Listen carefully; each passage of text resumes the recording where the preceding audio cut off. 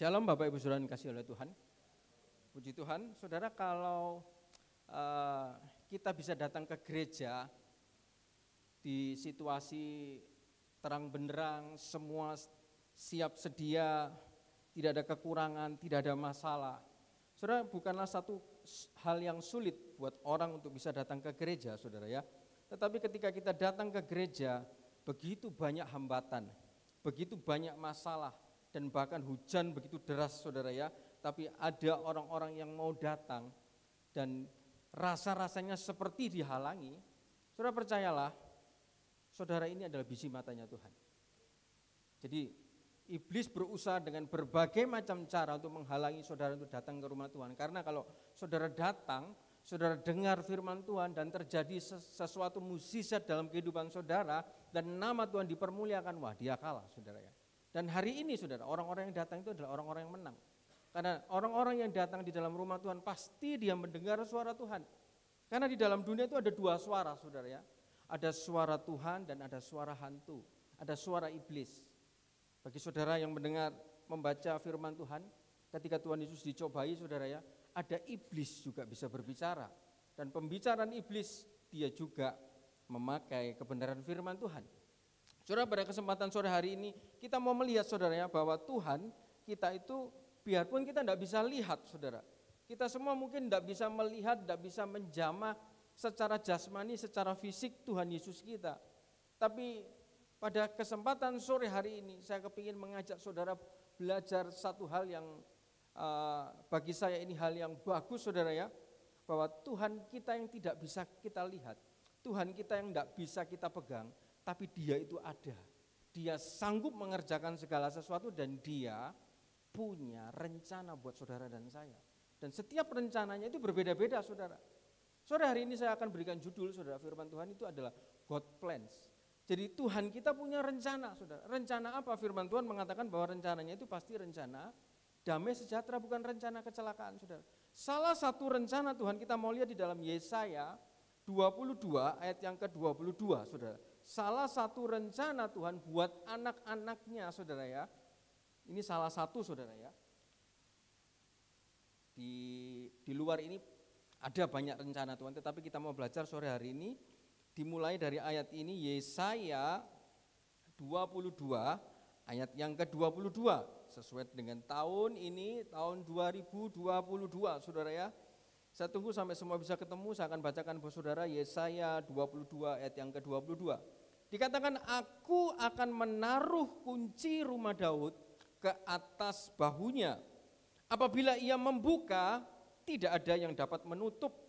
Apabila ia menutup, tidak ada yang dapat membuka. Saudara, ini adalah salah satu rencana Tuhan kepada hambanya, kepada orang-orang yang berkenan di dalamnya. Dia mau memberikan kunci Daud. Saudara, begitu luar biasanya ketika kita bisa menerima kunci Daud ini, saudara. Dikatakan ketika orang yang memegang kunci Daud ini, tidak ada satu pintu yang tertutup baginya. Saudara, jadi kalau kita menghadapi satu masalah, saudara, sepertinya pintu tertutup, tapi kita punya kunci Daud, saudara. Kita buka pintu yang tertutup itu, pasti bisa terbuka, saudara. Dan bukan hanya sekedar kunci itu gunanya untuk membuka pintu yang tertutup, tetapi dengan kunci itu, saudara, apa yang terbuka ketika ditutup, saudara, tidak ada yang bisa membuka lagi, saudara. Saudara, begitu luar biasanya khasiat dari kunci Daud ini, saudara. Dan kita mau belajar kepada siapa Tuhan memberikan kunci ini, saudara. Dikatakan, aku akan menaruh kunci rumah Daud. Saudara, mau enggak mau kita harus belajar awalnya dulu.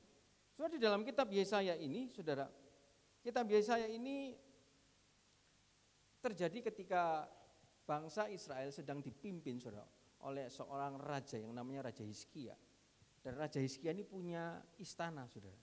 Dan di dalam istananya itu, saudara, itu ada yang namanya treasurer, ada yang namanya bendahara, ada yang namanya kepala istana, saudara. Jadi dia punya jabatan sebagai PIC atau punya jabatan man in charge, orang yang in charge di dalam istananya Raja Hizkia. Dan tahukah saudara, kunci yang tadi kita belajar itu akan diberikan kepada Eliakim. Eliakim itu adalah pengganti dari Sebna. Saudara, yang menjadi treasurer pada waktu itu adalah Sebna, saudara. Jadi Raja Hizkia punya istilahnya punya tangan kanan lah di dalam istana, saudara. Jadi segala macam pendapatan yang diperoleh oleh kerajaan Israel di dalam istana itu yang mengelola namanya Sebna ini, saudara. Terus habis begitu yang menentukan nanti harus ke sini ke situ di dalam istana itu juga adalah Sebna. Yang memberikan nasihat juga untuk bisa berbicara kepada raja itu juga adalah Sebna. Berarti Sebna ini punya kedudukan yang tinggi. Tapi apa masalahnya, saudara? Kok Tuhan suruh sama Yesaya pergi berbicara kepada Sebna? Kita lihat di dalam ayat yang ke-15, saudara ya. Yesaya 22 ayat yang ke-15 saya akan bacakan firman Tuhan. Beginilah firman Tuhan, Tuhan semesta alam, mari pergilah kepada kepala istana ini, kepada Sebna yang mengurus istana, dan katakan, ada apamu dan siapamu di sini? Maka engkau menggali kubur bagimu di sini, hai yang menggali kuburnya di tempat tinggi, yang memahat kediaman baginya di bukit batu. Saudara lihat, kita langsung ayat ke-20, lihat Tuhan berbicara apa? Maka pada waktu itu aku akan memanggil hambaku Eliakim bin Hilkia. Saudara, singkat cerita, pada waktu itu yang menjadi kepala istana itu adalah Sebna, saudara. Tiba-tiba Tuhan suruh sama Yesaya, kamu pergi kepada kepala istana itu. Kamu pergi kepada bendaharawan itu. Kamu pergi kepada man in charge, orang yang berkuasa, orang yang punya kedudukan yang tinggi itu. Dan ada kata-kata saudara yang, waduh, kamu tuh ada apa? Kamu tuh siapa? Saudara, kenapa? Kok Tuhan menyuruh menitipkan kata-kata ini kepada Sebna? Dia suruh sama Yesaya, kamu pergi ya sama orang yang punya jabatan tinggi itu namanya Sebna. Dia kepala istana. Saudara lihat ayat 16 dikatakan, ada apa dengan kamu? Kamu ini siapa sih? Kamu ini siapa? Seolah-olah Tuhan itu, kamu ini siapa tolele, kok berbuat seperti ini? Apa, saudara? Kita mau belajar apa yang dilakukan sama Sebna ini. Saudara, dalam Alkitab semua pasti ditulis, mungkin namanya Eliakim bin Hilkia, mungkin ini bin ini, tapi aneh, Sebna ini tidak ditulis bin. Berarti dia ini orang yang tidak punya bapak, saudara. Saudara, ketika saya pelajari, saudara, Sebna ini adalah orang asing, saudara. Dan Sebna ini punya jabatan tinggi, tetapi dia salah menggunakan jabatannya. Dia menggunakan jabatan yang tinggi itu hanya untuk memperkaya dirinya, hanya untuk mengeruk keuntungan untuk dirinya sendiri. Dia menggunakan jabatan yang tinggi itu hanya untuk egoisnya dia, untuk kepentingan dia sendiri. Dia jadi kepala istananya Raja Hizkia, kerajaan Yehuda, tetapi dia bekerja sama dengan Raja Asyur supaya dia jadi mata-matanya Asyur. Saudara, ini berarti kan orang yang menyalahgunakan jabatannya, jabatan yang diizinkan Tuhan dipegangnya. Dan dia ini juga orang yang sombong, saudara. Kalau bukan orang yang sombong, tidak mungkin Tuhan bilang, kamu ini ada apa sih? Saudara, dikatakan Sebna ini mau membangun kuburannya di tempat yang tinggi. Dia mau menuliskan kata-katanya, memahat namanya di loh batu, saudara. Saudara, berarti kan Sebna ini dia sudah orang yang egois, dia sudah orang yang tamak, dia sudah orang yang mencari keuntungan untuk dirinya sendiri, dia itu orang yang sudah mementingkan kepentingan dirinya sendiri, egois, saudara. Sehingga hal-hal inilah yang membuat dia tidak pakai SP1, tidak pakai SP2 dari Tuhan. Dia langsung lengser, dia langsung tergantikan, saudara. Saudara, di dalam 1 Korintus 10 ayat 24 dikatakan, jangan seorang pun itu mau mencari keuntungan untuk dirinya sendiri. Tapi dia harus bisa mencari keuntungan untuk orang lain. 1 Korintus 10 ayat 24, saudara. Jangan seorang pun yang cari keuntungannya sendiri, tetapi hendaklah tiap-tiap orang mencari keuntungan orang lain. Saudara, orang-orang yang hanya mementingkan dirinya sendiri, yang hanya mencari keuntungan untuk dirinya sendiri, secara otomatis sama Tuhan digeser, saudara. Lihat saudara, Shebna ini, Tuhan tidak menegur dia. Shebna, kamu jangan sombong. Shebna, kamu kan kepala istana. Harusnya kamu perhatikan dong orang-orang itu. Jangan kamu hanya memperkaya dirimu sendiri. Jangan kamu hanya mementingkan untuk kepentingan dirimu sendiri. Saudara, Tuhan tidak pakai SP1, SP2, tidak pakai tegur Shebna. Karena kesombongan adalah hal yang kebencian Tuhan. Salah satu ciri orang sombong itu adalah orang yang egois, mementingkan diri sendiri, saudara. Mencari keuntungan untuk diri sendiri, sama Tuhan tidak pakai diperingatkan, ganti. Saudara lihat, enak-enak jabatannya tinggi, hanya karena dia ini memikirkan untuk perutnya sendiri, enaknya sendiri, nasibnya, masa depannya, bahagianya sendiri. Saudara, Tuhan langsung suruh, ya saya kesini, kamu bilang sama Shebna itu ya, ada apa dengan dia? Seolah-olah Tuhan mau nantang sama Shebna ini. Kamu itu siapa? Saudara, ayat 16 lihat, kata-katanya sampai saya ngeri, ada apamu dan siapamu? Seolah-olah kamu tuh punya siapa, Shebna? Sehingga kamu sesombong ini, kamu setama ini, kamu segaya ini. Sampai Tuhan pakai kata-kata ada apamu. Ayat 16, dan siapamu di sini? Kamu punya siapa di sini? Orang kamu pun tidak punya bapak. Saudara, siapa yang kamu punya di sini? Kamu bisa menjabat jadi PIC ini, itu semua karena saya. Kamu salah gunakan jabatan ini, langsung sama Tuhan diganti, saudara, sama Eliakim. Nah, kita mau cari tahu, kenapa kok Tuhan pilih Eliakim? Soalnya di dalam ayat 20 kita sedikit tahu, dikatakan, maka pada waktu itu aku akan memanggil hambaku. Lihat saudara, tadinya dia ini seorang hamba Tuhan.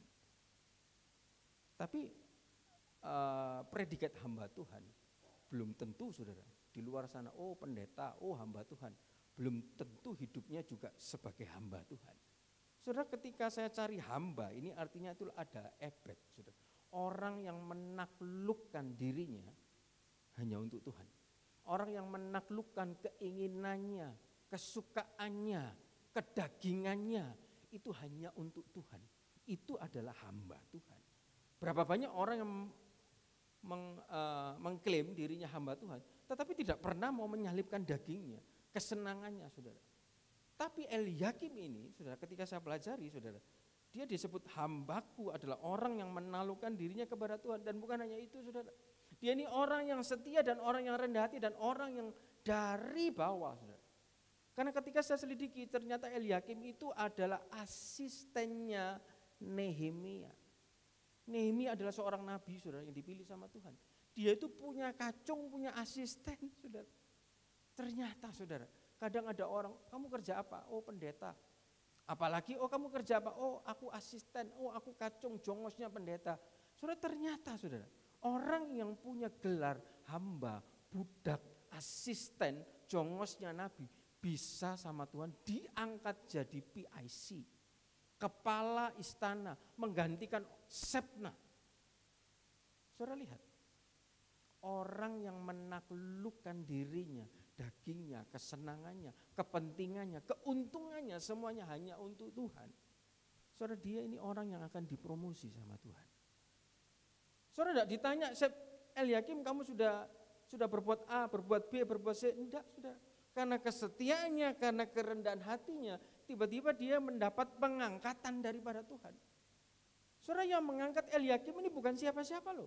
Kalau Daud, saudara, dia didoakan sama Samuel, saudara. Tapi ini Eliakim langsung Tuhan suruh, kamu naik jadi kepala istana. Saudara, ini berarti apa, saudara? Peninggian itu bukan datang daripada manusia. Saudara, di dalam Mazmur 75 ayat 7 sampai ke 8 saya akan ajak saudara melihat. Mazmur 75 ayat 7 sampai ke 8 dikatakan, sebab bukan dari timur atau barat dan bukan dari padang gurun datangnya peninggian itu. Tetapi Allah adalah hakim. Direndahkan yang satu, ditinggikan yang satu. Saudara, saya harap kita semua bukan bagian orang yang direndahkan. Saudara. Saya berdoa kita semua yang ada di tempat ini adalah bagian orang-orang yang siap dipromosi dan ditinggikan oleh Tuhan. Bukan orang-orang yang seperti Sebna, orang ini kerjanya enggak beres. Orang ini kerja enggak punya tanggung jawab. Orang ini kerja enggak tulus. Orang ini kerja buat saya, betul dia kerja, tetapi kok dia ini masih egois ya. Kok masih enggak jujur ya. Kok masih bohong ya. Kok masih jahat ya. Kok masih licik ya. Saudara, orang yang rendah hati, tulus, punya tanggung jawab. Biarpun kerjanya tidak dilihat orang. Saudara Daud ketika dia mengembalakan 2-3 ekor, apa ada orang yang melihat? Tidak ada orang yang melihat. Tetapi ketika dia kerjakan sungguh-sungguh seolah-olah bukan kepada manusia, tetapi kepada Tuhan, Tuhan sudah siapkan bagiannya. Tuhan sudah siapkan yang namanya warisan, harta pusaka, kleronomia. Di dalam Kolose 3:24, ketika seseorang berbuat bukan untuk manusia tetapi untuk Tuhan, dikatakan Tuhan sendiri sudah menyiapkan bagiannya, kleronomia, yaitu adalah warisan harta pusaka. Saudara, peninggian, promosi, naik gaji, standar kehidupannya naik, saudara. Itu semua Tuhan yang ngatur, saudara. Kita akan lihat, saudara, saya akan tunjukkan kepada saudara ada satu orang yang ditinggikan oleh Tuhan. Kita mau belajar, saudara ya. Ini kan tadi judulnya rencana Tuhan. Saudara, di balik rencana Tuhan itu ternyata ada sebuah sinonim, saudara. Ada sebuah kesamaan, cerita si A orang ini diangkat, cerita si B orang ini diangkat, cerita si C orang ini diangkat. Ternyata dari A, B, dan C ini punya kesamaan, saudara. Kemarin 2 malam kita belajar ketika itu Daud diangkat, saudara. Dia diangkat sama Tuhan, dia dipromosi lewat dia jadi catering. Dia ngantar makanan. Kalau hari itu dia tidak mau ngantar makanan, promosinya gagal. Hari ini kita akan belajar, saudara.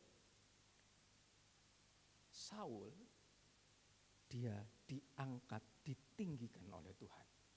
Siapa Saul itu, saudara? Gimana caranya Tuhan mengangkat Saul? Kenapa kok Tuhan mau mengangkat Saul, saudara? Kita akan belajar, saudara, di dalam 1 Samuel 9 ayat yang ke-17. Saya akan ajak saudara melihat 1 Samuel 9 ayatnya yang ke-17. Saya akan bacakan buat saudara. 1 Samuel 9 ayat 17. Ketika Samuel melihat Saul, maka berfirmanlah Tuhan kepadanya, inilah orang yang kusebutkan kepadamu itu. Orang ini akan memegang tampuk pemerintahan atas umatku. Saudara, sebelum Samuel jadi raja, kita mau cari tahu dulu Samuel ini anaknya siapa. Samuel ini backgroundnya bagaimana. Samuel ini track recordnya gimana. Saudara, di dalam 1 Samuel 9 ayat pertama jelas dikatakan bahwa dia ini adalah orang Benyamin, anaknya Kis, dan dia adalah anak tunggal laki-lakinya Kis. Saudara, resumenya Saul, dia itu orang yang cakap, orang yang elok, orang yang tinggi, orang yang tegap, saudara. Tetapi saya kasih tahu saudara, bukan karena kecakapannya dia diangkat jadi raja. Bukan karena dia eloknya, cakapnya, tingginya, tegapnya, saudara. Kayanya dia dipilih Tuhan dan diurapi jadi raja. Resumenya dia, deskripsinya dia memang seperti itu, saudara. Tapi saya kasih tahu dulu, bukan karena itu Tuhan pilih dia jadi raja. Tapi karena apa, saudara? Saudara, ketika itu Kis itu, dia itu punya anak tunggal, saudara, namanya Saul ini. Kis dari suku Benyamin, suku yang paling kecil, saudara. Dan ketika itu Kis ini orang yang berada. Tiba-tiba, saudara, keledai betinanya Kis itu hilang. Berarti kan baik-baik, saudara. Yang hilang itu keledai. Keledai itu binatang yang bodoh. Keledai itu binatang yang biasa, tidak berharga, saudara. Yang hilang itu bukan hal yang berharga. Tapi ketika saya renungkan, Kis ini orang kaya. Dia punya banyak keledai, dia punya banyak jongos, dia punya banyak pesuruh. Tapi ketika barang berharganya hilang, soalnya di dalam ayat ketiga, kenapa kok Kis suruh Saul, anak tunggalnya, dia enggak takut. Soalnya pada waktu itu zamannya masih zaman belum aman, saudara. Dan cari keledai ini ketika saya pelajari, Saul harus menempuh 3 kota, berhari-hari, sampai bekalnya itu habis. Saudara, di sini kita akan mulai, saudara, kita akan melihat bagaimana cara Tuhan meninggikan Saul. Saudara, pada waktu keledainya hilang, saudara ya, papanya suruh Saul, bukan suruh pegawainya. Di dalam ayat ketiga, 1 Samuel 9 ayat ketiga dikatakan, Kis ayah Saul itu kehilangan keledai-keledai betinanya, sebab itu berkatalah Kis kepada Saul anaknya, ambillah seorang bujang, bersiaplah dan pergilah mencari keledai-keledai itu. Kenapa kok dia tidak suruh bujangnya saja? Kan ini cuma keledai dengan anak tunggal, itu enggak worth it, saudara, enggak imbang. Ya kalau yang hilang permata, saudara ya, tapi yang hilang ini barang yang tidak berharga. Barang yang keledai itu barang-barang yang bodoh, saudara. Saudara, kita mau belajar di sini, ketika ini dia punya kesamaan dengan Daud. Daud disuruh Isai, papanya, antar makanan kepada kakaknya. Saul disuruh Kis, bapaknya, cari keledai ini. Saudara lihat, ketika saya selidiki ada dua kesamaan di sini.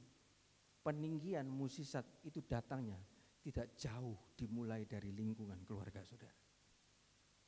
Saudara coba kalau Saul, saudara singkat cerita, Saul mau disuruh sama papanya, dia cari keledainya, tidak ketemu selama 2-3 hari, tiba-tiba bujangnya bilang, Pak, di sini ada pelihat. Itu Samuel, saudara. Coba kita datang ke dia. Singkat cerita Saul datang ke dia dan Tuhan ngomong sama Samuel, itu orang yang aku beritahu. Maka diurapilah Saul jadi raja. Coba kita flashback, seperti film saudara, kita kembali ke depan. Kalau Saul ketika disuruh sama bapaknya, dia ngelawan, dia membantah. Papa ini ya apa sih? Ini kan keledai punya papa. Ini kan keledai papa yang ngatur, papa yang ngurus. Suruh si bujang itu yang ngurus. Lah sekarang hilang, kok aku yang susah disuruh cari? Suruh bujangmu toh Pak. Papa ini kok enggak punya sistem yang bagus sih. Gimana sih papa ini ngatur bujangnya? Gimana sih papa ini ngatur keledai? Papa kan yang punya keledai ini. Papa yang hilang kan, papa yang ngatur, kok aku harus yang susah. Saudara, hebatnya Saul tidak begitu loh saudara, sama papanya. Saudara, di sini kita mau belajar saudara, kadangkala kan seolah-olah Kis ini ceroboh saudara. Sehingga dia ini pemimpin, kepala rumah tangga, dia punya aset, punya harta, pasti kan dia harus memperhatikan semua. Seperti Bapak Gembala saudara, kalau mau pakai mobil bukan hanya sekedar pakai saudara, harus diperhatikan semua. Dia pasti tahu semua miliknya yang ada di tempat sini dan diperhatikan sampai tadi pagi, pompa air pun diperhatikan saudara. Hal kecil pun diperhatikan. Harusnya Kis itu juga ketika dia punya keledai, punya hewan piaraan, pasti kan dia perhatikan. Kalau sampai hilang berarti kan itu kecerobohan papanya Saul. Saudara, ini yang kita mau sama-sama belajar.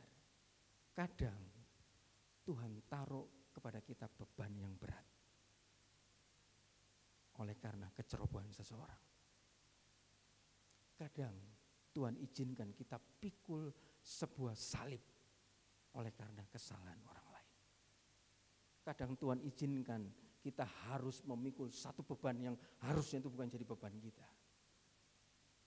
Oleh karena kenakalan orang lain. Entah itu ayahnya, ibunya, suaminya, istrinya, anaknya, orang tuanya, saudaranya. Oh gara-gara ayahnya ini, gara-gara papaku ini. Oh gara-gara istriku ini, oh gara-gara orang tuaku ini. Saudara lihat, Saul hebatnya dia tidak ada satu kata pun berbicara demikian dengan ayahnya. Dia bilang, oke papa, aku cari keledai itu. Saudara, hari ini mungkin banyak orang tua yang tidak bisa jadi contoh. Hari ini mungkin banyak orang tua yang tidak sempurna. Firman Tuhan mengatakan, hormatilah ayahmu dan ibumu dalam segala hal. Karena itulah yang menyenangkan hati Tuhan. Seolah-olah Kis ini ceroboh, saudara. Seolah-olah Kis ini salah. Seolah-olah Isai ini tidak adil terhadap anaknya.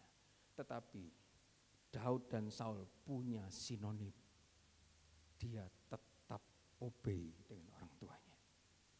Di satu sisi dia tahu ada kesalahan terhadap orang tuanya. Dia harus pikul beban itu. Saudara, ada sebuah cerita saudara yang memberkati saya. Ada sebuah kesaksian dari seorang anak perempuan saudara ya. Seorang anak perempuan ini dia anak tunggal saudara ya. Dia punya papa, punya mama masih lengkap. Dia dari SD sampai kuliah. Dia mempunyai beban yang begitu berat. Dia kepingin kabur dari rumah. Kenapa saudara? Karena dia punya ayah, punya bapak, itu perfeksionis. Cerewetnya ampun saudara, cerewetnya itu sampai levelnya level dewa. Sampai dia bilang sama temannya, waduh mending aku gak kawin, bapakku cerewetnya ampun. Hal-hal kecil aku terus setiap hari pasti aku diomeli. Setiap hari pasti aku ditegur. Dari sejak aku TK sampai aku kuliah selalu tiap hari ada yang ditegur. Ndak aku pulang sekolah sudah tak taruh sepatuku di dalam rak, tapi miring. Itu miring. Ndak pulang sekolah, keset itu miring. Ketika saya jalan, loh kok kamu diam saja kelihatan keset miring, ya betul kan toh. Ndak aku tidur sudah capek tapi lampu lupa matikan, dibangunin lampu dimatikan dong. Sudah ada saja yang dicereweti, yang istilahnya seperti dikritik sama papanya ini. Jadi ada satu hati di dalam anak perempuan ini. Aku tak pergi dari rumah saja. Saudara, satu ketika perasaan itu masih ada di dalam hati anak perempuan ini. Dan dia sudah tumbuh dewasa. Dan kisah itu, sifat papanya itu tidak pernah berubah. Dan anaknya ini tambah menjadi-jadi di dalam hatinya. Dia lulus kuliah sampai dia punya keinginan, aku tak cari satu perusahaan yang go internasional supaya ketika aku diterima, aku bisa kerja, dikirim mungkin di luar negeri dan aku terpisah dengan bapakku supaya aku tidak pusing. Selama ini aku pusing kumpul dengan bapakku. Cerewetnya ampun. Singkat cerita saudara, ketika dia selesai lulus kuliah, dia lihat ada satu perusahaan yang besar, perusahaan yang bonafit, dan dia lamar di situ. Saudara, dia sudah melewati berbagai macam tes, dari ribuan orang sampai ada ratusan, dan ratusan ini yang dipanggil interview. Saudara. Dia dikasih tahu nanti ya kamu tunggu jadwal interview, nanti akan kita hubungi. Satu hari sebelumnya WA itu datang, besok kamu jam 10 datang ke alamat ini bla bla bla segala macam, saudara. Dia datang ke situ. Saudara, dasar anak ini mempunyai bapak yang perfeksionis, itu terbawa dalam hidupnya. Ketika dia datang di perusahaan itu, saudara, dia melihat dia masuk pintu gerbang, loh ini kotak posnya kok miring ya. Dia tanpa sadar, saudara, dia luruskan, saudara. Habis itu dia masuk ke dalam office, saudara, dia lihat gemboknya itu, loh kok ini kok berantakan, kok enggak rapi, dia rapikan. Habis itu dia masuk ketemu sama resepsionis, saudara. Ditanya, Bu, di mana saya ini dipanggil untuk interview? Oh kamu naik lantai 2 ya, lewat lift sana. Saudara, dia naik, dia jalan ke lift arah kanan. Saudara. Tiba-tiba dia melihat satu lorong yang, loh itu lorong kok lampunya nyala. Kan enggak ada orang di situ. Dia ingat sudah, dia ke sana, dia matikan lampunya, klik. Dia masuk ke lift, saudara. Di dalam lift, saudara, dia melihat, loh ini lift ini bagus loh. Tetapi pencetannya kok kotor ya. Dia ambil hand sanitizer, dia ambil tisu basah, dia bersihkan, saudara. Saudara, behavior itu, sifat itu secara tanpa sadar itu ada di dalam anak perempuan ini. Dan tiba-tiba dia keluar dari lift, saudara, sudah antri kurang lebih 10 sampai 15 orang. Tiba-tiba ketika dia mau duduk, dia lihat di pojok sana ada sampah, saudara. Tetapi ada orang yang buang tisu enggak masuk sampah. Dia ke sana, saudara. Dia ambil itu tisu, dia masukkan ke sampah. Dan dia kembali duduk menunggu gilirannya. Dia melihat satu orang dipanggil 10-15 menit, satu orang dipanggil 10-15 menit. Tiba giliran si gadis ini masuk. Gadis ini masuk. Dia duduk, dia terheran-heran, saudara. Ada 3 orang di dalam situ yang menginterview. Tiba-tiba dia terbelalak, saudara, dengan sebuah pertanyaan. Ketika dia sudah duduk, dia ditanya, kapan kamu mulai kerja? Kalau kamu bisa mulai kerja hari ini, kamu langsung kerja. Kalau hari ini tidak bisa, paling lambat besok kamu kerja. Saudara, dia domblong. Dia bingung. Loh, ini apa? Dia akhirnya tanya, loh, aku belum mau tanya, aku belum mau interview. Kenapa kok aku langsung ditanya kapan kamu mulai kerja? Oh iya, kamu bisa kerja hari ini? Kerja sudah. Kamu minta gaji berapa? Sebut. Loh Pak, mohon maaf. Kenapa? Kamu belum menginterview ada orang lain yang tadi 10-15 menit. Sejak kamu masuk dari pintu gerbang, sampai kamu ketemu resepsionis, sampai kamu di dalam lift, sampai kamu keluar lift, sampai kamu menunggu antrian ini, kita melihat perilakumu dari CCTV. Kalau kamu bisa tanggung jawab terhadap perkara-perkara kecil, perusahaan kami, perusahaan yang besar, butuh orang yang punya tanggung jawab bisa memegang perkara yang besar. Kalau kamu hal kecil saja kamu bisa tanggung jawab, kita pasti yakin dalam hal besar kamu juga bisa. Jadi kita ngambil keputusan, kita tidak perlu interview kamu, kita langsung terima kamu. Saudara, di situ dia itu nangis, ingat papanya. Dia pulang, saudara. Sebelum dia pulang, dia dikasih satu form. Kamu isi, kamu mau gaji berapa? Dia senang sambil terharu. Dia bawa itu form. Dia pulang ketemu papanya. Dia peluk papanya. Dia minta ampun sama papanya.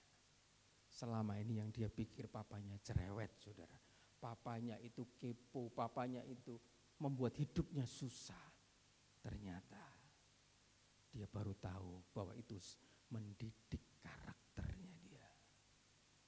Saudara, Saul hanya dia mencari sesuatu yang kecil, sesuatu yang tidak berharga, yang membawa dia ketemu kepada Samuel. Kadangkala saudara, hidup kita disusahkan oleh karena perbuatan orang lain. Hidup kita disusahkan oleh karena mungkin perbuatan anggota rumah tangga kita. Tapi tahukah saudara, ketika Saul dia mau pikul kecerobohan papanya, tanpa omelan, tanpa lawan perlawanan, saudara. Tanpa dia tahu di satu sisi namanya ditaruh di dalam hati seorang pembesar. Saudara, Samuel pada waktu itu pembesar, nabi nomor 1.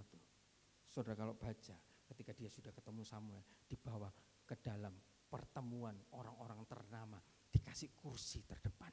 Tanpa Saul sadar, ketika Saul sedang mengerjakan perkara yang kecil dengan setia, dengan tanggung jawab, tanpa Saul sadar ketika dia memikul beban kesalahan kecerobohan orang lain, tanpa dia bersungut, tanpa dia marah, tanpa dia sadar, namanya, wajahnya ditaruh di dalam hati seorang konglomerat, hati seorang pemimpin yang besar.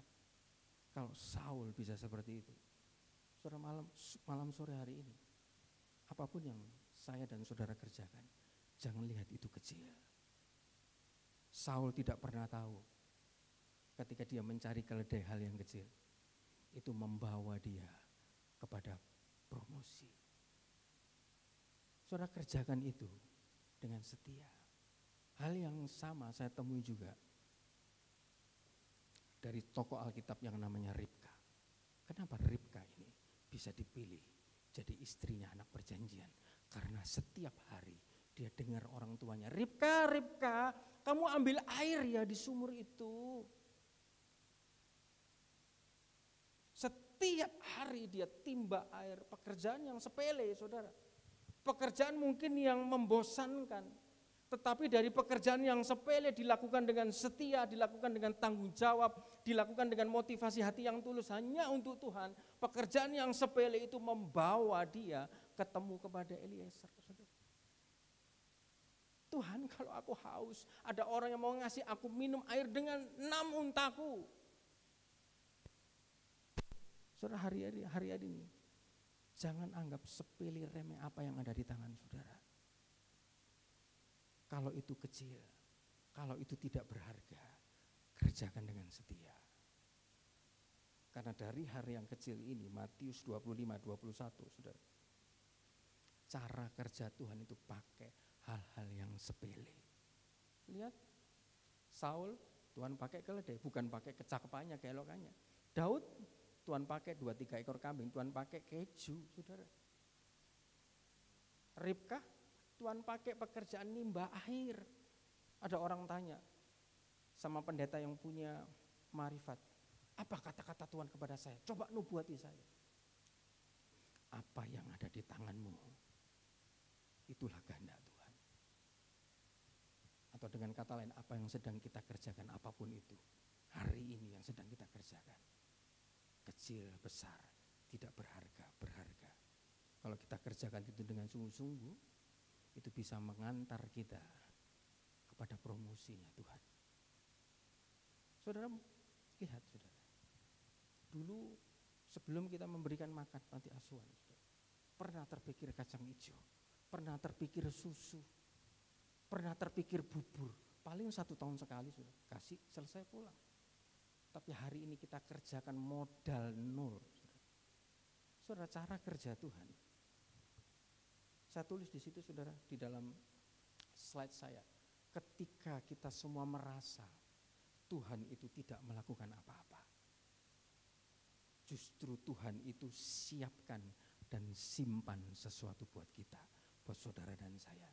Saudara, di dalam 1 Samuel ayat 24, lihat ada perkataan Samuel kepada Saul yang ini jadi rema buat saya. Di dalam 1 Samuel 9:24 dikatakan, lalu juru masak itu menghidangkan paha dan apa yang termasuk ke situ dan meletakkannya ke depan Saul, dan Samuel berkata, lihat yang tinggal ini diletakkan kepadamu, makanlah, garis bawahi, sebab telah disimpan bagimu untuk perayaan ini.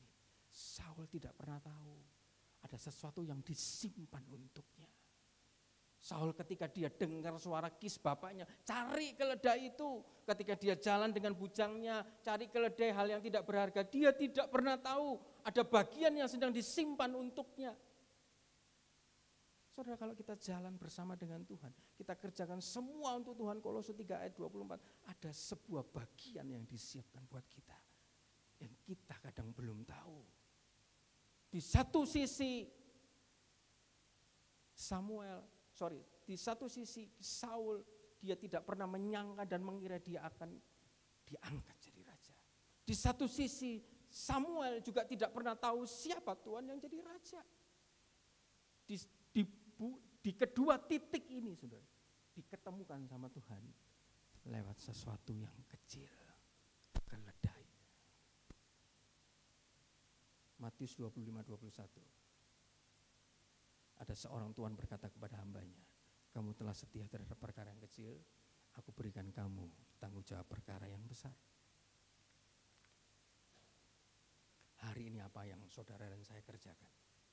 Setialah saudara, tanggung jawablah. Jangan mencari untuk keuntungan sendiri, jangan untuk kepentingan diri sendiri. Semua berbuatlah untuk Tuhan.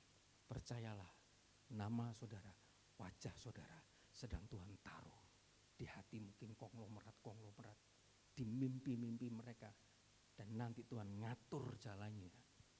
Ada satu titik ketemu, dan promosi itu terjadi dalam hidup saudara dan saya lewat sesuatu yang kecil.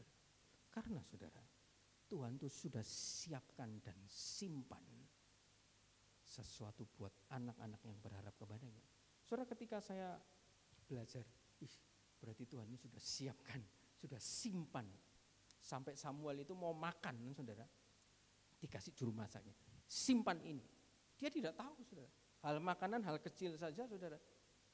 Dia bilang simpan ini. Loh, kenapa Tuhan? Simpan, nanti dimakan orang. Ya pokoknya simpan saja.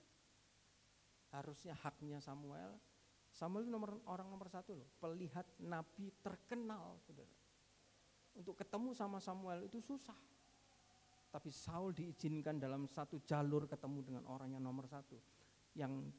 Yang Saul tidak tahu bahwa namanya, wajahnya sudah ditaruh dalam hati Samuel oleh Tuhan. Saudara, percayalah, Tuhan punya rencana buat saudara dan saya. Tuhan sedang simpan sesuatu buat saudara dan saya. Tuhan sedang siapkan sesuatu. Saudara, saya ingat bangsa Israel ketika dia minta daging, saudara. Slide berikutnya. Ketika bangsa Israel minta daging, Tuhan siapkan, saudara. Saudara, kita mau belajar, saudara, Bilangan 11 ayat 31. Bisa dikeluarkan, Bilangan 11 ayat 31. Firman Tuhan mengatakan apa?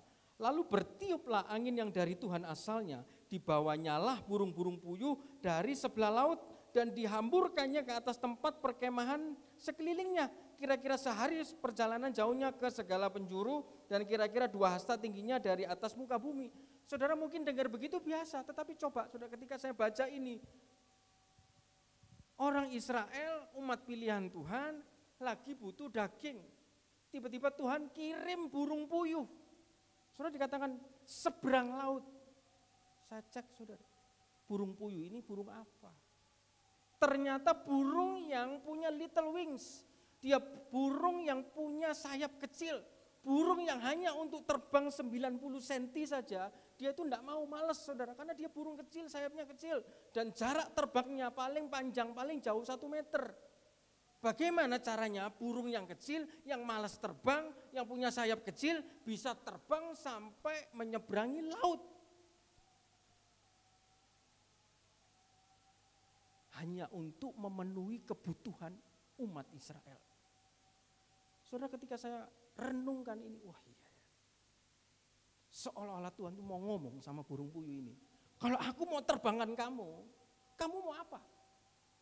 Umatku, anakku lagi butuh. Aku malas terbang, aku tidak bisa terbang, sayapku kecil. Saudara, seolah-olah Tuhan paksa burung puyuh ini hanya untuk kepentingan anak-anaknya. Saudara, sehari loh burung puyuh ini harus terbang, dikatakan menyeberangi laut, kira-kira sehari perjalanan jauhnya ke segala penjuru, saudara. Bayangkan saudara, hanya untuk memenuhi kebutuhan anak-anaknya. Tuhan sanggup melakukan apapun. Tuhan sudah siapkan bagaimanapun susahnya, bagaimana tidak mungkinnya, naturnya burung puyuh ini saudara. Dia itu malas terbang. Terbang jauh pun dia malas. Apalagi menyeberangi lautan, saudara. Saudara,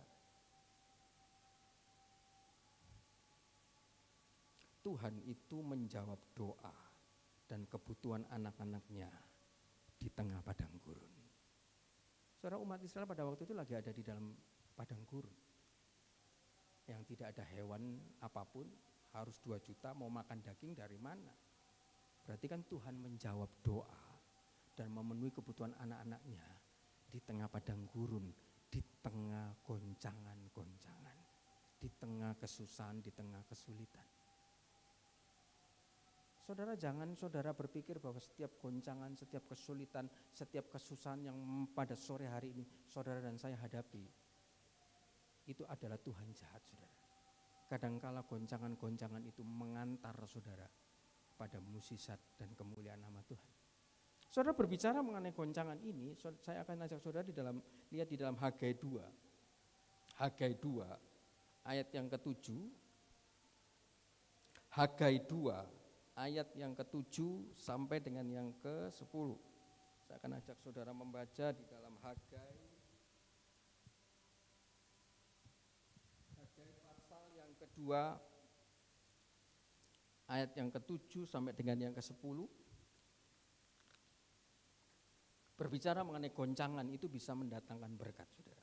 Sebab beginilah firman Tuhan semesta alam, sedikit waktu lagi maka aku akan menggoncangkan langit dan bumi, laut dan darat. Saudara, kita berhenti di sini dulu. Saudara, sudah 2 tahun kita mengalami goncangan pandemi. Saudara, pertama yang namanya COVID-19, saudara bisa lihat di situ, saudara ada di slide saya. Pertama COVID-19, habis setelah COVID-19 ada varian Delta, habis varian Delta ada varian Omikron, saudara. Habis varian Omikron ada varian Delta Kron. Habis itu belum selesai, ada goncangan lagi, harga naik gara-gara perang Rusia dan Ukraina. Saudara, ada berapa banyak guncangan-guncangan yang terjadi dalam hidup saudara dan saya. Dan di dalam Hagai 2 ayat 7 dan 10 ini juga guncangan terjadi terhadap bangsa Israel. Karena bangsa Israel sedang mengalami pembuangan, saudara. Mereka mengalami loss, banyak kehilangan harta, kehilangan pekerjaan, kehilangan uang, kehilangan material, kehilangan keluarga. Banyak sekali oleh karena pembuangan itu mereka mengalami kehilangan, saudara. Tetapi ketika dia ada di dalam pembuangan, mengalami guncangan, saudara, dia berdoa kepada Tuhan. Dan tiba-tiba Tuhan berbicara melalui Hagai. Kamu bilang sama orang Israel, mungkin kamu mengalami guncangan hari ini. Mungkin pekerjaanmu hilang. Mungkin ada keluargamu yang hilang. Mungkin ada kesusahan yang kamu hadapi. Mungkin kamu mengalami guncangan, ada plan-plan rencana-rencanamu yang gagal. Tapi lihat di dalam ayat ke-7, Tuhan berkata, sebab beginilah firman Tuhan, sedikit waktu lagi maka aku akan mengguncangkan langit dan bumi, laut dan darat. Ke-8, aku akan menggoncangkan segala bangsa, sehingga barang yang indah-indah kepunyaan segala bangsa datang mengalir, maka aku akan memenuhi rumah ini dengan kemegahan, firman Tuhan semesta alam. Ternyata saudara, dari guncangan-guncangan yang dialami orang-orang tertentu, orang-orang pilihan Tuhan, umat-umat Tuhan, ternyata dari guncangan itu menghasilkan barang-barang yang indah-indah yang akan diberikan kepada orang-orang tertentu tersebut. Saudara, saya berdoa, saya dan saudara termasuk bagian orang tertentu ini. Ketika kita mengalami guncangan, ketika kita mengalami kesusahan, saudara, ada barang berharga yang memenuhi rumah kita. Saudara, dikatakan juga di dalam ayat yang ke-9, Haggai 2:9, perak itu punya aku, emas itu punya aku, atau dengan kata lain, apa yang dicari manusia, berkat apapun itu punya saya. Tidak perlu kamu susah-susah ke sana, ke sini, ngapain kamu cari barang saya, kamu cari yang empunya. Ini loh, pemiliknya itu saya. Haggai 2:9 jelas Tuhan berbicara, kepunyaankulah perak, kepunyaankulah emas. Segala sesuatu yang dicari manusia apa kalau bukan fulus, cuan, perak, emas. Saudara, jelas dikatakan kepunyaankulah perak dan emas. Atau dengan kata lain, ngapain kamu susah-susah nyari milikku? Bekerja siang malam banting tulang sampai tinggalkan gereja, tinggalkan pelayanan, tinggalkan jam-jam doa hanya untuk mencari milikku. Cari saya, ini yang punya. Berapa banyak orang salah berpikir, saudara, yang dicari kepunyaannya Tuhan. Padahal jelas dia sampai mungkin dengan rasa jengkel. Nah, jalanmu ini salah. Kamu cari perak milikku, kamu cari emas milikku, salah. Kamu cari saya, perak emas ini jadi bagianmu. Saudara, sampai dikatakan di tengah-tengah guncangan, ayat 10, saudara, ketika kita mengalami guncangan, ketika kita mengalami kesusahan, ketika kita mengalami masalah, kita datang kepada Tuhan, berharap kepada Tuhan yang mempunyai perak dan emas ini. Lihat saudara, ayat 10 dikatakan, adapun rumah ini kemegahannya yang kemudian akan melebihi kemegahannya yang semula. Saudara, setelah mengalami guncangan, nasib anak-anak Tuhan jauh lebih baik. Saudara, kita mengalami guncangan COVID 2020, 2021, dan sekarang kita masuk 2022, sudah bulan Maret. Saya berdoa saudara, dari Haggai 2:10, keadaan kita di tahun 2022, keadaan anak-anak Tuhan surya kebenaran, keadaan gereja surya kebenaran lebih baik daripada tahun 2021. Saudara lihat, dikatakan di dalam ayat 10, keadaan rumah yang diguncang itu lebih baik keadaannya dari semula. Saudara, ucap syukurlah keguncangan-keguncangan apapun yang sedang saudara alami hari-hari ini. Entah itu datang dari dalam, entah itu datang dari luar, entah itu datang dari mana. Ketika engkau andalkan Tuhan, ketika engkau cari Tuhan yang mempunyai perak dan emas ini, keadaan saudara dan saya pasti lebih baik. Saudara, yang penting kalau Tuhan sudah berbicara, sikap kita harus percaya. Tuhan berbicara lewat apa? Lewat firman, lewat khotbah, lewat saudara pembacaan firman Tuhan. Kalau Tuhan berbicara, attitude kita, sikap kita tidak percaya, bagaimana Tuhan bisa tolong kita? Slide selanjutnya saudara, attitude kita, sikap kita, cara pandang kita menentukan nasib kita. Saudara, tadi Bapak Gembala berbicara saudara, Kalau kita jalankan A, B, C, D. Saudara kalau punya mobil, entah itu Innova, entah itu Avanza, entah itu Expander, entah itu Camry, entah itu apapun, semua punya manual book.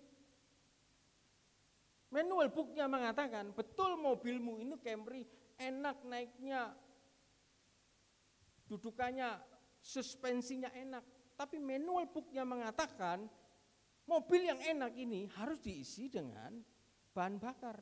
Jangan kamu isi dengan air. Mobil kita solar, kita isi dengan air, dengan bensin, tidak sesuai manual book. Kita tidak bisa merasakan apa-apa.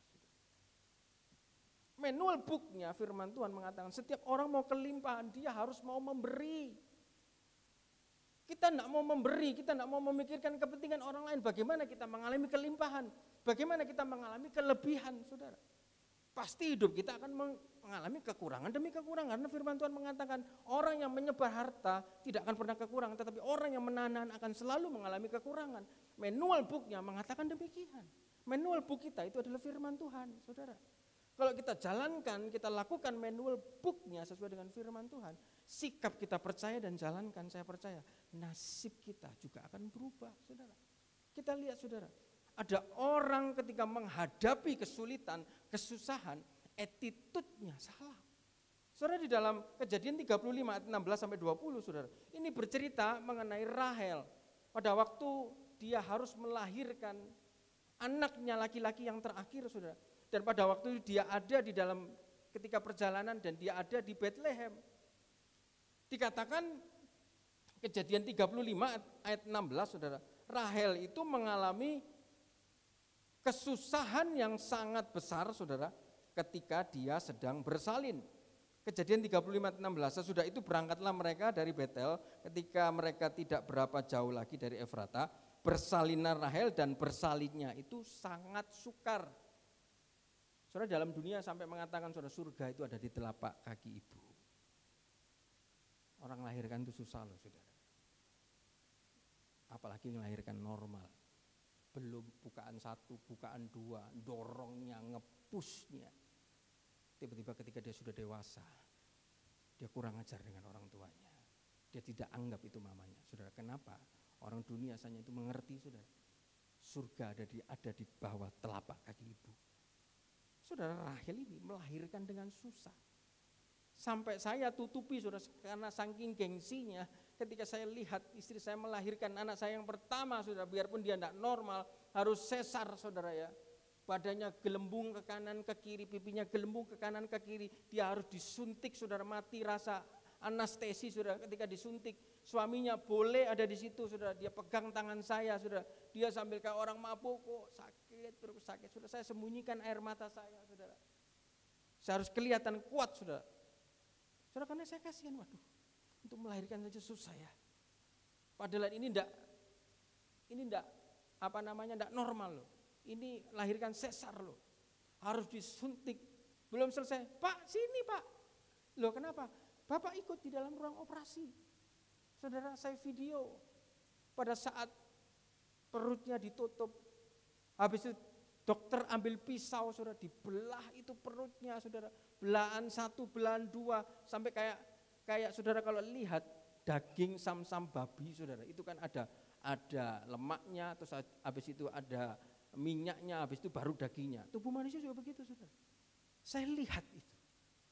Saudara, saya tidak bisa menyembunyikan, waduh, hanya untuk melahirkan seorang anak, perutnya seorang mama ini dibelah.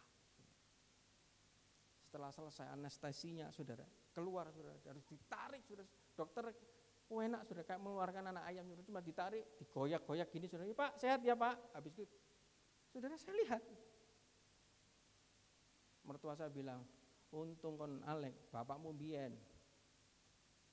Ketika mama ngelahirno, buru-buru ditemenin nang rumah sakit, wedi nang omah. Ucap syukur kamu punya suami Alek, saudara. Karena dulu papanya ketika mamanya ngelahirkan dia, saudara, papanya enggak nemeni katanya, saudara ya. Saudara, saya lihat itu semua. Dan itu yang sedang dialami oleh Rahel. Dia mengalami kesusahan sampai hidup dan matinya jadi taruhan. Dan benar, saudara, karena kesusahan yang dialami oleh Rahel, Lihat saudara, attitude Rahel, sikap Rahel, cara pandang Rahel. Saudara, di dalam ayat yang ke-17, Kejadian 35. Sedang ia sangat sukar bersalin, berkatalah ia kepadanya, janganlah takut sebab kali ini pun anak laki-laki yang kau dapatkan. Dan ketika ia hendak mengembuskan napas sebab ia mati, kemudian diberikannya nama Ben-Oni. Saudara, Ben-Oni adalah the son of my sorrow, anak dari kesusahanku, anak dari penderitaanku, anak pengapes. Saudara, ketika Rahel menghadapi kesusahan, yang keluar dari mulutnya, attitude-nya, cara pandangnya, ini susah, ini menderita, ini tidak enak, ini tidak bisa. Saudara, attitude kita menentukan nasib kita. Sementara itu berbeda dengan suaminya si Yakub, saudara. Yakub ketika melihat istrinya mengalami kesusahan dan dilahirkan ini anak dan dikasih nama Ben-Oni, Yakub ngomong, saudara, demikianlah ayat 18, dan ketika ia hendak mengembuskan nafas sebab ia mati, kemudian diberikannya nama Ben-Oni kepada anak itu, tetapi ayahnya menamainya Benyamin. Ketika Rahel melihat kesusahan, attitude-nya, mulutnya, cara pandangnya, wah ini susah, ini tidak bisa, ini apes, enggak mungkin. Enggak mungkin bisa memberi, enggak mungkin bisa perpuluhan, penghasilanku sekian, sedangkan pengeluaran yang aku keluarkan sekian. Bagaimana aku harus memikirkan kepentingan orang lain, kepentinganku sendiri pun aku enggak bisa memikirkan. Saudara, ketika kita menghadapi kesusahan, cara pandang attitude kita harus benar. Kalau Rahel dia melihat kesusahan, Ben-Oni. Tetapi ketika Yakub melihat kesusahan, dia bilang Benyamin, the son of my right hand. Anak tangan kananku, menceritakan mengenai kemenangan, menceritakan mengenai kekuatan. Saudara, ketika kita mengalami kesusahan, bagaimana attitude kita? Kita di atas mimbar boleh bersemangat. Ketika kita turun dari mimbar, masuk di mobil, di dalam rumah, bagaimana attitude kita? Bagaimana cara kita memandang? Hari ini tidak ada orang yang tidak mengalami kesukaran. Saya pun juga sedang mengalami kesukaran. Tetapi ketika kesukaran, keguncangan, kesusahan sedang diizinkan kita lihat, attitude kita menentukan apakah mukjizat itu terjadi dalam hidup kita. Saudara, kalau ditanya, Bethlehem itu tempat apa? Pasti tempat lahirnya Yesus. Bukan berkatakan tempat matinya Rahel, tidak, saudara. Attitude kita menentukan nasib kita. Ayub 3:25. Apa yang kau percayai itu yang akan mendatangimu. Saudara, Ayub 3:25 dikatakan, kalau seseorang takut akan sesuatu, justru ketakutannya, kekhawatirannya itu yang akan mendatangi dia. Karena yang kutakutkan itulah yang menimpa aku, dan yang kucemaskan itulah yang mendatangi aku. Kalau kita takut, kita cemas, kita pikir, kita percaya, itu akan datangi kita. Tapi kalau pikiran, kepercayaan kita tidak takut, kita percaya, kita punya iman, justru pertolongan itu yang datang buat kita, saudara. Saudara, attitude kita menentukan, saudara. Cara pandang kita menentukan bagaimana nasib kita. Saudara, ada seorang tokoh Alkitab juga yang namanya Maria, saudara. Di dalam Lukas 1 ayat 34 dikatakan, saudara, cara pandangnya dia cuma percaya kepada Tuhan. Lukas 1 ayat 34 dikatakan, kata Maria kepada malaikat itu, bagaimana hal itu mungkin terjadi? Karena aku belum bersuami. Bagaimana hal itu mungkin terjadi? Saudara, malaikat itu datang sama Maria, nanti kamu akan punya anak loh. Tiba-tiba jawaban Maria, bagaimana hal itu mungkin terjadi? Seringkali sudah dalam hidup kita, ya apa caranya? Gimana caranya? Tuhan ini caranya gimana? Saudara, reaksi, attitude, cara pandang, perkataan kita harus benar, saudara. Mungkin hari itu Maria belum punya suami, tetapi ketika dia percaya, saudara, kita tahu semua Maria jadi ibunya Yesus. Datang itu yang namanya benih dari Roh Kudus. Saudara, perkataan kita menentukan nasib kita. Mungkin di 2021, saudara, keadaan kita susah, keadaan kita mengalami guncangan, banyak mengalami kehilangan pekerjaan, Mungkin ada yang sakit, tidak bisa bekerja lagi. Mungkin pekerjaan yang tadinya ramai sekarang turun. Saudara percayalah, attitude cara pandang kita menentukan. Dan ketika Maria menjawab bagaimana hal itu mungkin terjadi, tiba-tiba sudah di ayat 38, dia langsung rubah perkataannya. Jadilah sesuai dengan kehendak-Mu. Saudara, attitude ini yang harus kita punyai, saudara. Ingat, Tuhan itu selalu bergerak dari hal yang tidak mungkin. Sekali lagi, saudara, Tuhan itu selalu bergerak dari hal yang tidak mungkin. Maria kan tidak mungkin punya anak, belum punya suami. Kalau kita mengalami hal-hal yang mungkin, saudara, itu pasti bukan dari Tuhan. Itu dari kekuatan kita sendiri, saudara. Kalau kita hari-hari sedang mengalami hal-hal yang tidak mungkin bagi kita, itu pasti Tuhan. Karena Tuhan selalu bergerak lewat dari hal yang tidak mungkin. Lazarus, tidak mungkin orang mati bangkit. Tapi ketidakmungkinan itu, Tuhan bergerak di sana terjadi mukjizat. Saudara, 5 roti 2 ikan, tidak mungkin bisa memberikan makan 5.000 orang. Tapi Tuhan bergerak dari hal yang tidak mungkin. Tuhan bergerak dari yang nol, saudara. Saudara, murid-murid itu tidak bawa roti, tidak bawa ikan. Dia tidak siap roti, dia tidak siap ikan, saudara. Tiba-tiba ditanya Tuhan, kamu harus kasih makan 5.000 orang. Gimana? Dia tidak punya persiapan, dia tidak punya tabungan, dia tidak punya simpanan. Atau kalau boleh saya katakan modalnya nol. Tuhan selalu bergerak dari modal nol. Modal tidak mungkin, modal minus, saudara. Dan ketika kita percaya sama Tuhan, dari murid-murid yang modalnya nol, dia pulang bawa 1 keranjang. Tuhan selalu bergerak dari hal yang tidak mungkin. Saudara, kalau hari ini kita mengalami hal yang tidak mungkin, percayalah Tuhan mau bergerak dalam hidup saudara. Kalau saudara mengalami hal yang sukar, beyond di luar saudara mampu dengan akal saudara, saudara tidak bisa memecahkan dengan pikiran saudara, saudara tidak bisa memecahkan dengan uang saudara, kehebatan pengalaman saudara, percayalah Tuhan sedang mau bergerak dalam hal itu. Saudara. Kalau saudara berpikir, oh ini gampang, ini harus ke sini, harus ke sini, harus ke sini, saudara tidak pakai Tuhan. Coba kalau saudara hari ini, dulu sebelum ada COVID saudara, orang sakit flu, hakcing, alah paling cari Panadol, paling cari Mixagrip saudara. Tapi kalau hari ini hakcing sama batuk saudara, wah ini Omikron ini COVID ini. Semua pada menjauh. Saudara, Tuhan selalu bergerak. Kalau orang hanya sakit simpel, dia cari obat, itu bukan Tuhan. Saudara. Tuhan selalu bergerak dari nol, dari zero, dari nothing, dari belum ada dana, tapi di depan Tuhan sudah tunjukkan kebutuhan, saudara. Saudara, bagian terakhir ini saya akan tutup dengan kisah Petrus, saudara. Tuhan selalu bergerak dari hal yang tidak mungkin. Tuhan selalu bergerak dari hal nol. Tuhan selalu bergerak dari nothing, dari belum ada dana, dari belum ada uang, tetapi di depan sudah ada kebutuhan yang sudah menunggu. Saudara, Petrus di dalam Matius 17, saya akan akhiri dari ayat dari perikop ini, Matius 17 ayat yang ke-24 sampai 27, saudara.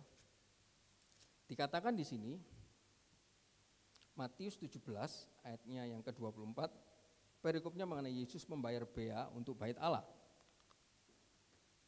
Dikatakan di sini, ketika Yesus dan murid-muridnya tiba di Kapernaum, datanglah pemungut bea bait Allah kepada Petrus dan berkata, dia datang bukan kepada Tuhan, saudara.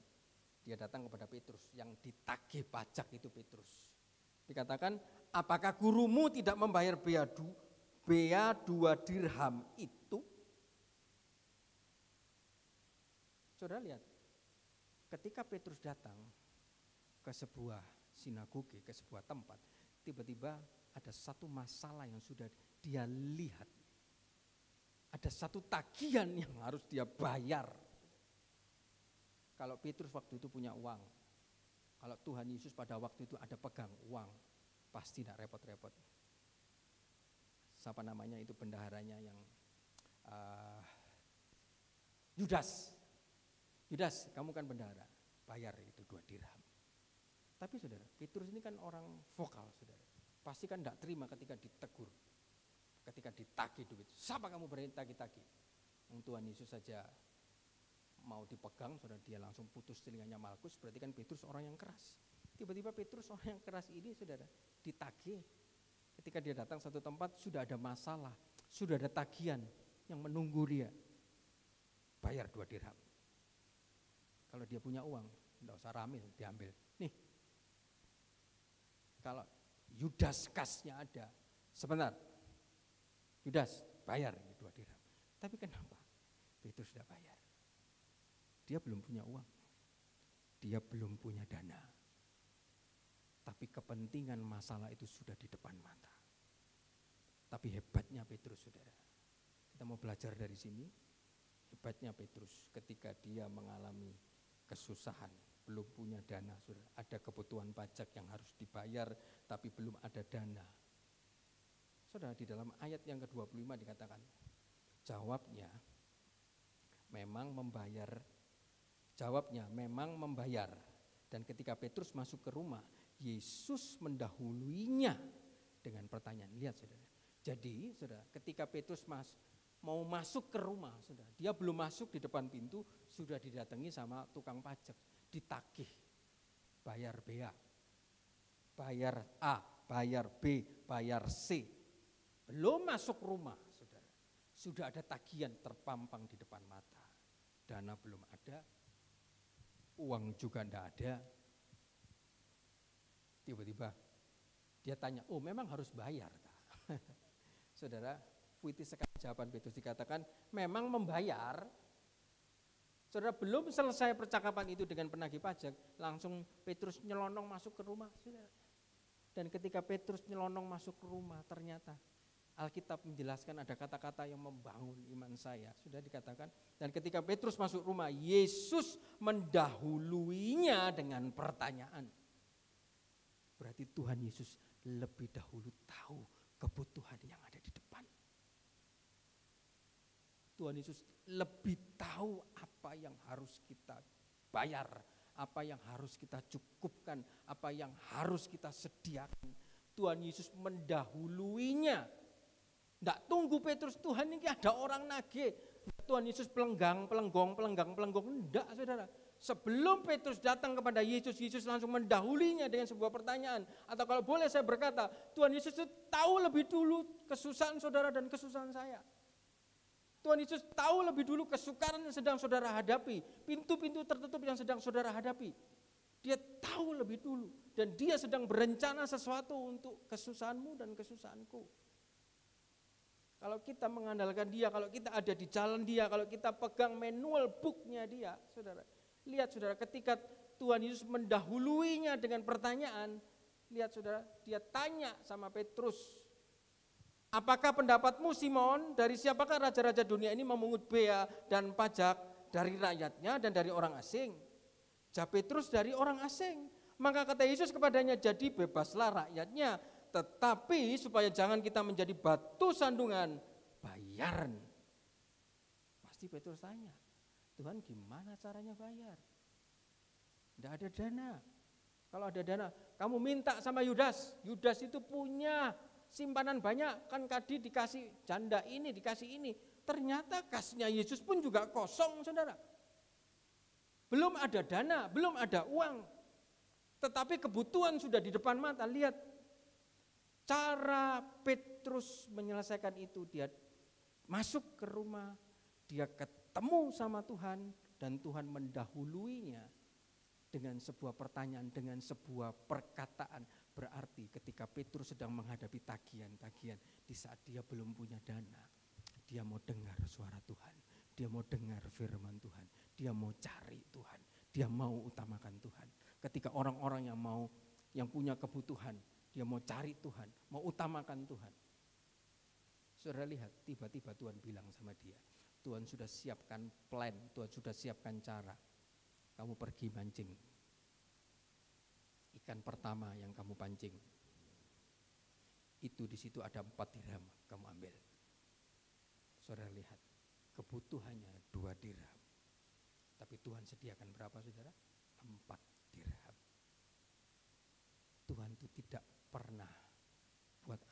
kekurangan, kesusahan. Kalau ada sesuatu kurang, saudara tanda tanya dalam hidup saudara. Hari-hari ini saudara, saya tidak pernah tahu, hampir setiap hari kantor saya itu kayak kantor dokter. Saudara. Habis jam ini ketemu, ada orang datang lagi minta ketemu. Habis ini belum selesai ketemu, ada orang datang lagi sampai ketemu. 1 minggu berturut-turut saudara. Orang yang tidak saya kenal, ada orang yang umur 86 tahun, ada orang yang dari Bali. Ada orang saudara, dia ini punya rumah 2 di Australia. Tiba-tiba saudara, dia datang ke saya. Pak Alek, aku punya jam Richard Mille harganya 28 miliar. Saudara. Saya disuruh ngurusi pajaknya, saya disuruh ngurusi perusahaannya. Belum selesai orang ini. Ada orang juga punya aset 48 miliar, punya rumah di Jakarta, Surabaya, segala macam di Singapura. Datang kepada saya. Saudara. Saya tidak pernah tahu orang-orang ini datang dari mana. Saudara. Tiba-tiba telepon saya berdering terus. Sehingga makanya saya sering, Om sorry Om, aku ada ketemuan. Om sorry Om, tidak bisa ikut renang. Saudara, saya tidak pernah tahu. Saudara. Tapi saya percaya. Awal saya menyampaikan firman, tahun 2022 ada tahun kelimpahan. Saudara, cara pandang attitude kita menentukan.